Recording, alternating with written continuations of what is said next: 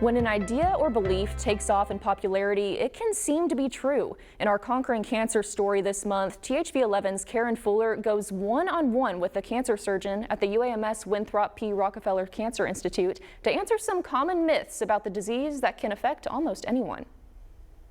The work going on behind the scenes at the UAMS Cancer Institute is never ending.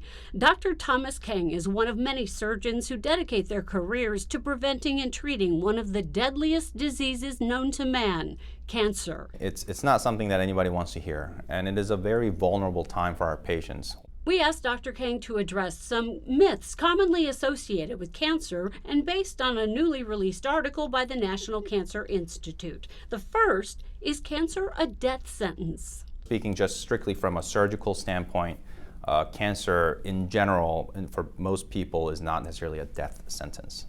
Dr. Kang says advances in treatments are rapidly arriving, and he looks forward to those advances in his field of expertise, colorectal cancer. Myth number 2, will eating sugar make my cancer worse? Obviously, common sense dictates that having too much sugar, like drinking, say, 2 to 3 sodas a day, is probably not as good as, say, maybe choosing water over those beverages. But sugar in and of itself does not cause your cancer to grow or spread to other places. This next myth has only been around for the past few decades. Do cell phones cause cancer? And there are cell phone towers all around. There's, electric magnetic fields, right? So I think people maybe get concerned about that, but if there is even a risk of that, I think it's probably minuscule and no definitive solid evidence to support that cell phones actually cause cancer. Our next myth relates to homeopathic treatments. Are there herbal products that can cure cancer? Generally, no. I do tell my patients that if you don't think it's harming you, say, we all take, I think, for most of our people take multivitamins, right? Can vitamins cure cancer? No. But we know that having a sufficient level of micronutrients like vitamins or minerals can help the body function.